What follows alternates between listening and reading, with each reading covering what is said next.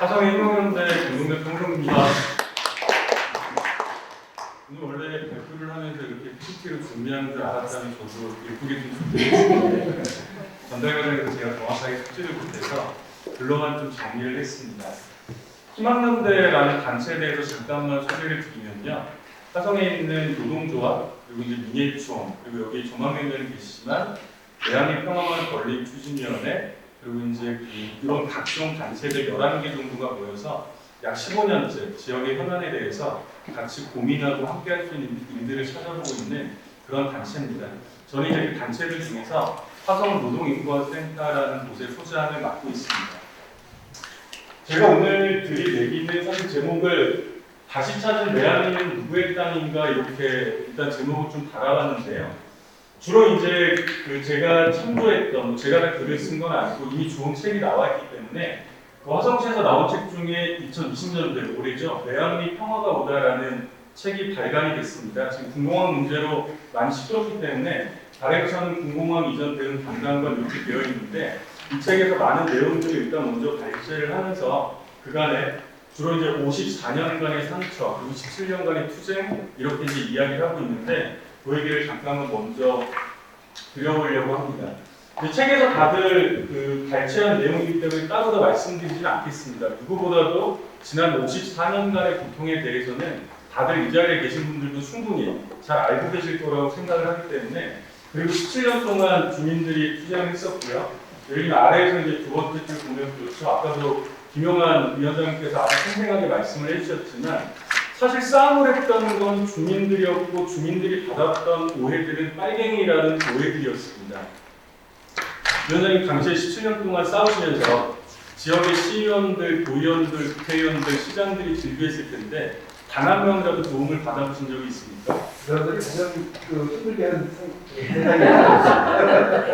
지금 말씀을 드리신 것처럼 매한의 주민들을 비롯해서 전남구 위원장님과 주민들을 비롯해서 그리고 대한민국 사회에 있는 평화와 통일과 이 자주를 바라는 수많은 사람들이 이곳에서 싸웠을 때 이 사람들을 막았던 건 사실은 공권력이었습니다. 공권력 뒤에는 시의원, 도의원, 국회의원, 시장들 이런 사람들이 있었고 정당도 뭐 굳이 가릴 필요가 없겠죠. 대통령이나 국가의 차원에서 보면 정권이 교체되었다 이렇게 이야기한다고 하더라도 이 정권이든 저 정권이든 주민들이 미군 기지 물러가라고 이야기했을 때 도와줬던 사람들은 아무도 없었다는 겁니다. 그러나 주민들이 싸워서 결국은 이 외환의 땅을 다시 찾았습니다. 보시는 것처럼 그렇습니다. 땅을 빼앗길 때는 사실은 정말 억울하게 당시에는 등기도 제대로 되어 있지 않았기 때문에 등기가 되어 있지 않을 거라고 예측되었던 50% 절반에 이르는 땅들은 그 어떤 푼돈 보상조차 받지 못하고 모조리 수용을 당했습니다. 중요한 건 다시 찾았을 때 주민들은 거기에 대해서 누구도 보상을 먼저 요구하지 않았다는 겁니다. 그것은 주민들이 아무런 욕심이 없었기 때문이 아니라 일단은 다시 내가 내 농토로 되찾아서 농사를 짓는 것보다 54년간의 그 아픔에 대해서 우리 후손들에게 그리고 전 세계적으로 이미 이름난 곳이었기 때문에 평화생태공원으로 충분한 교육 예산이 되는 것이 훨씬 더 바람직하다고 생각했기 때문에 전망구 위원장님을 비롯해서 주민들 어느 누구도 내 땅을 다시 내어놓아라 라고 사실은 제기를 하지는 않았습니다. 그렇게 사실은 다시 외환 평화생태공원은 17년간의 투쟁을 거쳐서 우리 앞에 미군 기지가 없는 곳으로 왔습니다. 저는 이 과정이 굉장히 중요하다고 생각합니다. 우리는 지금 이렇게 평화로운 공간에서 외환 평화생태공원에 대해서 얘기하고 있는데요. 저는 질문을 한번 던져보고 싶습니다. 전망규가 없었다면, 외항의 주민들이 싸우지 않았다면 저는 아직도 이곳에 폭격기들이 날아다닐 거라고 생각을 합니다. 그 폭격기 때문에 가축들조차 살 수 없는 그 땅이 15년이 지난 지금도 저는 계속 반복되고 있을 거라고 생각을 합니다. 결국 외항의 주민들과 죄송합니다. 외항의 주민들과 전망규 위원장님이 계셔가지고 땅을 다시 찾게 되었는데 문제는 그 다음이라는 겁니다. 사실은 땅을 찾은 사람들은 주민들이고 평화애호 세력들이었는데 그 다음에 뭐라고 표현해야 될까요? 권리라고 표현해야 될까요? 다시 찾은 외항의 평화생태공원을 어떻게 만들 것인가에 대한 권리는 어물정 예를 들면 화성시청 정확하게는 이렇게 넘어가 있다는 것이죠. 찾았던 사람과 그 이후에 이것을 활용할 용도를 결정하는 사람이 불일치성. 저는 이제 그것이 내한뿐만이 아니라 대한민국 곳곳에 수많은 사례들이 있을 것 같은데요. 시민사회단체 입장에서는 그 불일치를 어떻게 간극을 좁혀나갈 아까도 이제 뭐 시청과의 협치 이런 얘기도 많이 하셨는데 행정과의 협업 이런 얘기도 많이 하시지 않았습니까? 그 간극을 어떻게 좁힐 것이냐가 사실은 가장 커다란 문제가 아닐까 싶습니다. 제가 이제 얘기를 들으면서 사실 이 얘기를 저는 좀 드리고 싶었는데요. 오늘 이 자리 되게 생소하지 않습니까? 왜 생소하냐면 매한리에서 미군이 물러간 지는 2005년입니다. 그로부터 15년이 지났습니다. 그러나 우리는 지금 15년이 지나서 마치 엊그제 미군이 물러난 것처럼 이 땅에 대해서 어떤 계획을 세워볼까를 논의하고 있다는 거죠. 저는 이 15년이라는 기간에 주목을 하고 싶습니다. 과연 그 15년 동안 매한리에서는 무슨 일이 있었을까? 책 제목도 아까 보셨던 것처럼 54년간의 고통, 17년간의 투쟁이잖아요. 근데 그 17년간의 투쟁 직후에 우리가 모인 게 아니라 그로부터 다시 15년이 지나서 우리는 여기에서 다시 매한리 평화생태공원의 활용 방안에 대해서 얘기를 하고 있다는 거죠. 도대체 그 15년은 왜 증발이 되었을까? 사실 저는 개인적으로 기록을 하고 싶다면 그 15년을 기록을 하고 싶습니다. 15년 동안 매한리에서는 도대체 무슨 일이 있었던 것인가? 와 관련해서 저는 돌아볼 수 있어야 된다고 생각을 하고요. 사실은 여기 계신 분들에게 굉장히 죄송스러운 마음도 갖고 있습니다. 지역에서 살면서 시민사회단체 활동을 하고 있는 한 사람으로서 전국에 있는 수많은 김용환 위원장님도 정말 오랜만에 배웠는데요. 수많은 사람들이 힘을 함께 합쳐서 되찾은 이 땅에 대해서 지역에 살고 있는 한 시민으로서 저만 그 위원장님을 잘 보좌해드리지 못하고 그리고 15년 동안 일을 잘 못했기 때문에 사실 여기까지 오지 않았다라고 하는 회한이 굉장히 많이 듭니다. 그 얘기를 좀 더 잠깐만 말씀을 다시 앞으로 가서 드려보겠습니다. 2005년도에 미군이 물러났다고 말씀을 드렸잖아요. 2005년도 이후에 5년 동안 매한리에는 아무 일도 없었습니다. 미군은 물러갔지만 어느 누구도 매한리 평화생태공원에 대해서 관심을 가지지 않았습니다. 2005년도에 화성에서는 재보궐선거가 있었습니다. 지금 국민의힘으로 바뀌었죠. 새누리당, 미래통합당 계열의 시장이 뇌물수수 혐의로 감옥에 가고 재보궐선거가 있었지만 다시 그 계열의 시장이 당선이 되었고요. 이 시장이 연임에 성공하면서 2010년 지방선거까지 5년 동안 이 시장의 화성의 행정을 책임지게 되지만 매한리 땅과 관련해서는 그 어떤 조치도 없었습니다. 주민들이 찾은 그 땅과 관련해서는 물론 변명할 건이 있었죠. 국방부 땅으로 되었기 때문에 그래서 화성시에서 이 땅을 매입해야 화성에서는 뭔가 계획을 세울 수 있다. 화성시의 재정이 충분하지 않기 때문에 아직 매입 계획을 세우기가 어렵다. 그렇게 5년이 지나갔던 겁니다. 아까 김영환 위원장님 발제를 드리면서 당시에 우리가 매한리 특별법을 만들었다면 그래서 국가에서 직접 그러면은 화성시가 땅을 살 필요도 없는 거잖아요. 국방부 소유의 땅을 그대로 평화생태공원으로 전환을 해서 거기서 우리가 새로운 그림을 그렸다면 그 시간은 훨씬 더 단축이 되었을 텐데 지역의 국회의원을 포함한 그 어느 정치인도 매한리 특별법을 앞장서서 제기하지 않았고 이 땅에 대해서 관심을 두지 않았습니다. 그리고 5년이 지나서 2010년이 됐습니다. 지방선거가 있었습니다. 저는 당시에 민주노동당이라는 진보정당 소속의 화성시장 후보였습니다. 그때는 민주노동당과 민주당의 연정이 논의가 되었던 상황이기 때문에 저는 당시에 투표일을 이틀 앞두고 후보를 사퇴하고 민주당 시장 후보를 지지해 주었습니다. 그럼으로써 화성에서는 처음으로 지방정권 교체가 이루어지게 됩니다. 민주당 소속의 시장이 당선이 됐던 것이죠. 제가 시장 후보로 나섰을 때 첫 번째 공약이 매한리 평화생태공원 조성이었습니다. 그리고 당연히 줄기차게 민주당 소속 시장에게 바뀐 지방정권이 요구를 했고 그로부터 3년 후에 2013년도에 매한리 평화생태공원 추진협의회 설치 및 운영에 관한 조례가 만들어졌습니다. 이 조례에 의거해서 지역의 주민들과 관이 처음으로 모여서 당시에는 이제 아까 제가 땅을 매입을 해야 된다고 말씀을 드렸잖아요. 부지가 너무 넓어서 시에서 돈이 없다고 절반에 대한 땅만 먼저 매입을 했고요. 이 절반에 대한 땅에 대한 계획을 논의를 했던 것이었습니다. 그래서 모였는데 사실은 처음부터 난항이 좀 부딪혔죠. 지금 오시면서 야구장 오셨잖아요. 이름은 드림파크입니다만은 저 야구장의 규모가 찾았던 절반의 땅의 또 절반입니다. 매한리 전체 폭격장 부지의 4분의 1에 해당하는 땅인데요. 당연히 시민사회단체들은 반대했습니다. 왜 야구장을? 매한리 되찾은 미군기지 않은 야구장을 정말 짓고 싶다면 화성이 이렇게 넓은데 왜 그럼 시에서 다른 땅을 매입해서 거기다 지으면 되지? 왜 매한리 땅에 이 폭격장 땅의 4분의 1의 야구장을 지어야 되나? 라고 생각을 했습니다. 그러나 시장은 굉장히 강하게 밀어붙였죠. 시민사단체 입장에서는 키를, 저는 이것도 좀 의문입니다. 왜 키를 화성시가 쥐어야 하는 시민들의 목소리가 아니라 그래서 야구장이 울며 겨자 먹기로 들어오게 되었고 그리고 그 나머지 절반의 땅에 평화생태공원을 어떻게 할 거냐.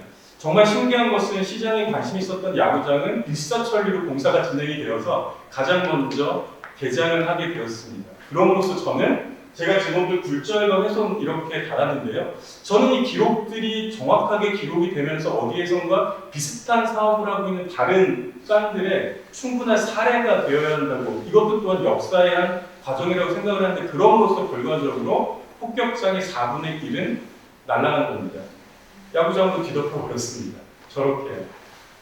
두 번째는 나머지 부지에 기념관을 지어야 되는데 마리아부터 아까도 이제 이계일 그 감독님 잠깐 말씀하셔서 잠깐 나왔는데요. 엄청나게 유명한 세계적인 건축가더라고요. 근데 아무리 유명한 세계적 건축가더라도 시민들의 입장에서 뭐 건축가 이름까지 알겠습니까?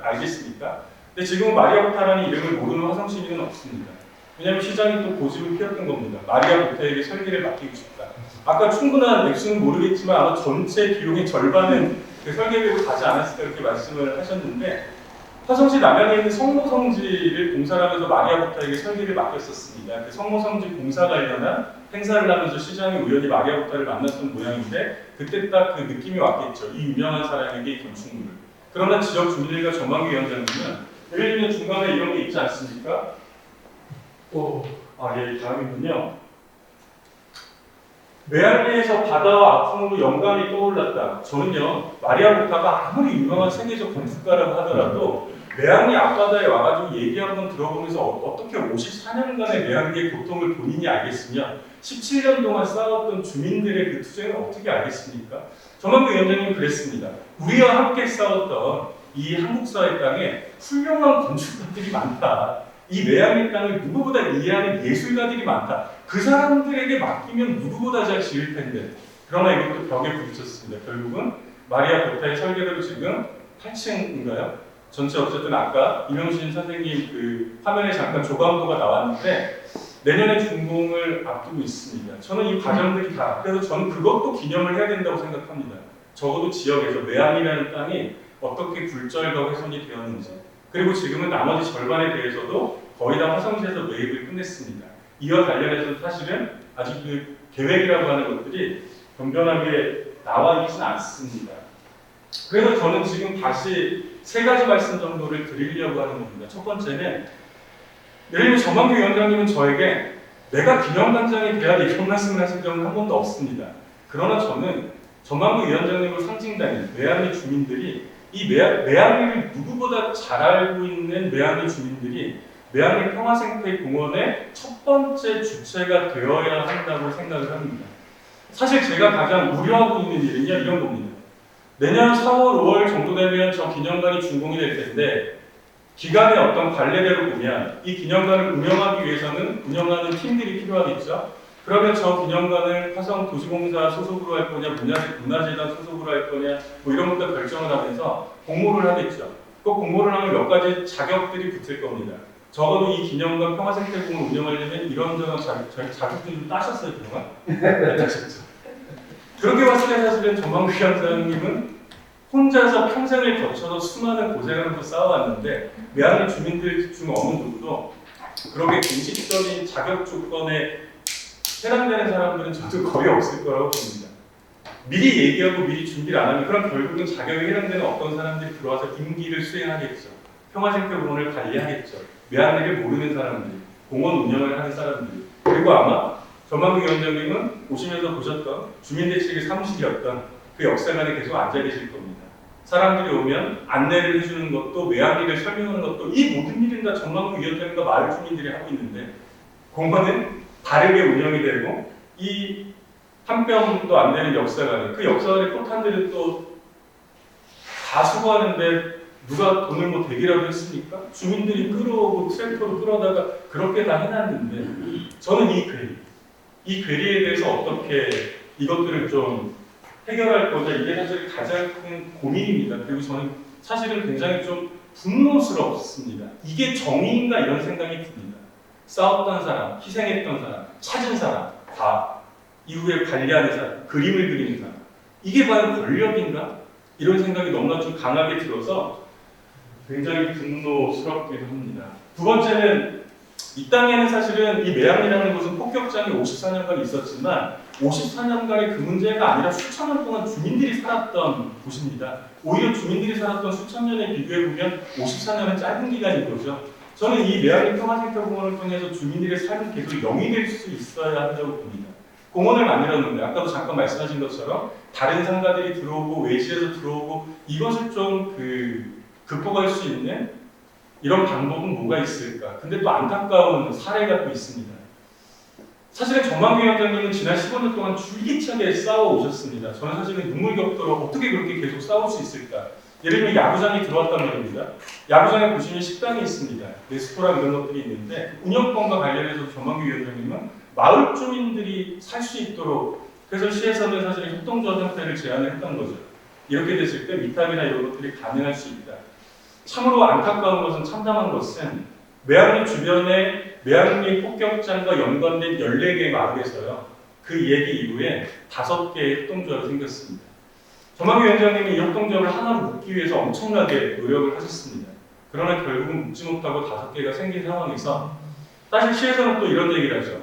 보증금 내기를 한 겁니다. 이 식당을 운영하려면 월마다 다달이 높은 임대료를 내고 그 다음에 정만규 위원장님은 아니 우리 주민들이 싸워서 희생해서 주민들이 하는 것이고 우리가 큰 수익을 얻자고 하는 게 아닌데 왜 보증금이냐. 그래서 정만규 위원장님의 협동조합은 입찰에 응하지 않았습니다.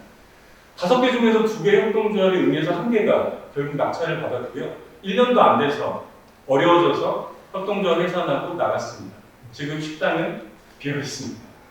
예를 들면 이런 과정이 있었는데 이후에 평화생태공원의 과정에서는 아까 이제 뭐 법인 얘기는 하고 저는 뭐 전문적으로 그쪽이 전문 분야가 아니기 때문에 협동조합이 답인지 법인이 답인지 저는 잘 모르겠습니다. 그러나 적어도 잘 아시는 분들의 입장에서 이 결정을 주민들이 자신의 삶을 영위할 수 있도록 어떤 방안이 가장 좋은지에 대해서 저는 정만규 위원장의 몫이 아니라 주민들의 몫이 아니라 주변에서 함께 싸웠던 우리가 사실은 그리고 무엇보다도 저는 관에서도 행정에서도 이 부분에 저는 가장 큰 관심을 기울일 수 있어야 한다고 봅니다. 마지막으로 사실은 저는 이제 평화생태공원은 15년이 지났지만 지금 첫 출발을 하고 있다고 생각합니다. 4분의 1 야구장으로 이미 다 아스팔트가 깔렸고요. 또 4분의 1 이렇게 기념관이 내년에 준공이 되고 그러나 또 절반의 땅을 또 찾은 땅이 있습니다. 이 전체 평화생태공원의 조감도를 어떻게 그릴 거냐라고 하는 데 있어서 우리는 사실은 첫 출발선 위에 서 있습니다. 저는 시간은 굉장히 더뎌도 좋다고 생각을 합니다. 지난 15년간도 충실히 기록될 필요가 있고 54년간의 고통, 17년간의 투쟁, 그리고 15년간의 지연, 굴절과 훼손 이것도 충분히 기록될 필요가 있고 앞으로 15년이 걸리든 20년이 걸리든 저는 이 자리에 아까 발표 하나하나 들어서 너무 감동스러웠거든요. 김영환 선생님, 모쪽 환경운동 연합, 이명식, 박혜영 수많은 선생님들 얘기 들으면서 이 얘기들이 매양리에서 풍성하게 하나로 모아지면 얼마나 좋을까. 아마 그게 정만규 위원장님의 뜻이자 꿈이라고 생각을 합니다. 오늘 이 평화로운 자리가 그래서 저는 전혀 평화롭게 느껴지지가 않습니다. 오늘 비서실장님도 오셨는데요. 너무 감사드립니다. 저는 이제 오늘 나왔던 이 얘기들이요. 단순하게 이런 좋은 얘기가 있어서 이렇게 끝나지 않으려면 오늘은 경기문화재단의 에코뮤지엄에서 주최하는 자리였잖아요. 시 행정에 대해서 어떤 강제성도 없을 겁니다. 좋은 얘기 많이 들으셨을 텐데 저는 간곡히 부탁을 드리고 싶은 것은 화성시청 주최로 다시 이 자리를 좀 만들어 주십시오. 그래서 화성시청 주최로 열린 자리에서 나오는 이야기들이라면 관련된 공무원들도 관련된 시민사회단체들도 충분히 이야기를 같이 듣는다면 그것은 시 정책의 조금이라도 오늘 우리가 모여서 좋은 얘기하고 끝나는 이것이 아니라 연결될 수 있는 소지가 조금은 있겠죠.